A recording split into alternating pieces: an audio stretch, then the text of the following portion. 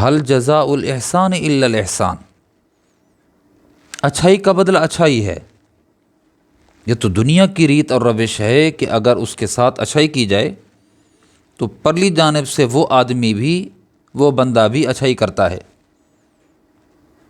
یہ اس کی غیرت کا تقاضا ہے، یار اس بندے نے میرے ساتھ بھلائی کی ہے، میں اس کے ساتھ بھلائی کیوں نہ کروں۔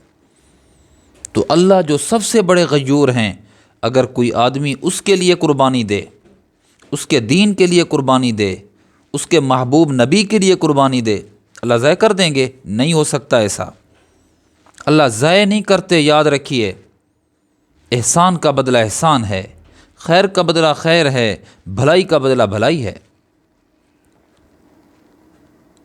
عبداللہ ذو البجادین رضی اللہ تعالیٰ عنہ، یہ مدینہ کے قریب بستی میں رہتے ہیں۔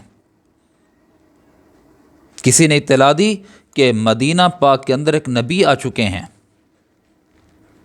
یہ اللہ کے نبی کی خدمت میں حاضر ہوئے، اسلام قبول کیا۔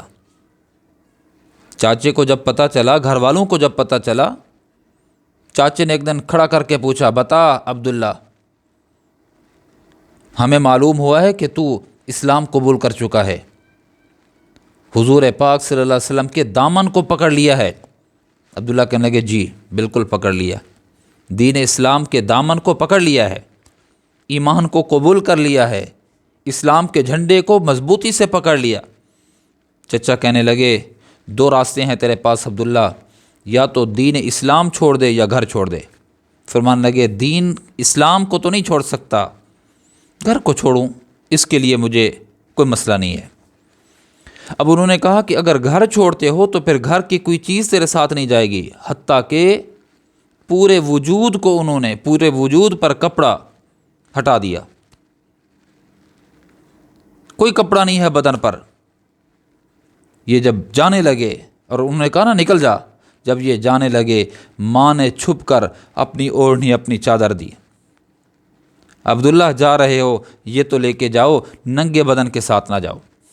انہوں نے اسی اوڑھنی کو، اسی دوپٹے کو، اسی چادر کو دو حصوں میں تقسیم کیا، ایک سے سطر بنائے ڈھانپا اور دوسرے سے کمر کو ڈھانپا، دو چادروں والا، ذو البجادین، دو چادروں والا۔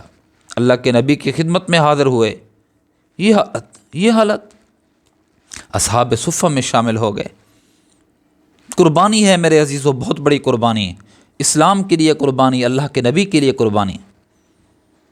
حضور پاک صلی اللہ علیہ وسلم کی خدمت میں رہتے ہیں، تعلیم حاصل کرتے ہیں، قرب حاصل کرتے ہیں، اللہ کے نبی کی صحبت کا لطف اٹھاتے ہیں۔ غزوے میں تشریف لے گئے آقا علیہ السلام، یہ بھی ساتھ ہیں۔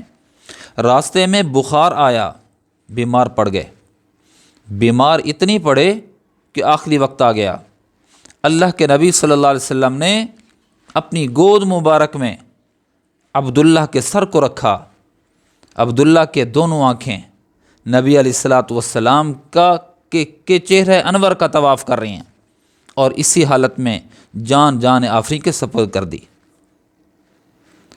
آقا علیہ الصلاۃ والسلام نے غسل دلوایا، کفن پہنایا، کفن کے لیے کچھ نہیں، اپنی چادر مبارک پیش کی، اپنے صحابہ سے فرمایا یہ بچھاؤ، یہ عبداللہ کا کفن ہے، میں محمد عربی صلی اللہ علیہ وسلم کی چادر مبارک۔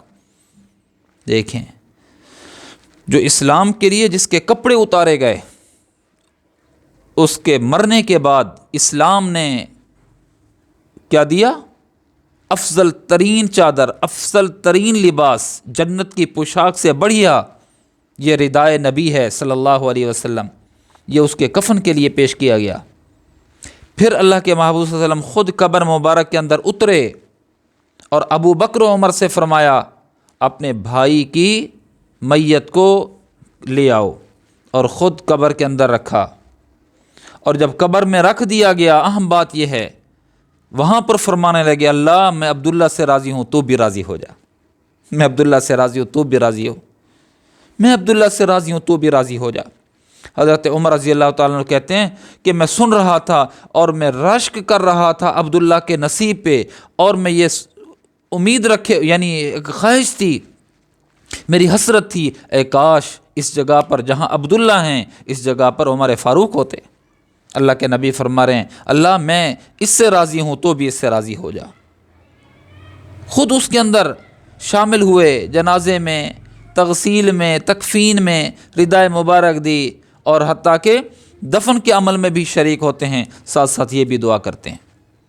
تو میرے عزیزو، جو اسلام کے لیے اپنے آپ کو قربان کرتا ہے، اپنے آپ کو پیش کرتا ہے، اللہ اس کو ضائع نہیں کرتے، اس کی حوصلہ شکنی نہیں کرتے، اس کے حوصلے کو بڑھاتے ہیں۔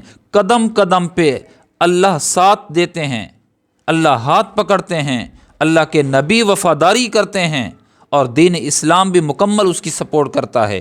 اصل مسئلہ یہ ہے کہ ہم قربانی نہیں دیتے اور امیدوار ہوتے ہیں اس کی رحمت کے۔ وہ تو رحمت، عام رحمت تو اللہ کی ہر وقت ہر ایک کے اوپر برس رہی ہے۔ اگر خصوصی رحمت چاہتے ہو تو پھر اللہ کے لیے قربانی دینی پڑے گی۔ پھر جب قربانی دیں گے تو اللہ ضائع نہیں کرے گا تمہیں۔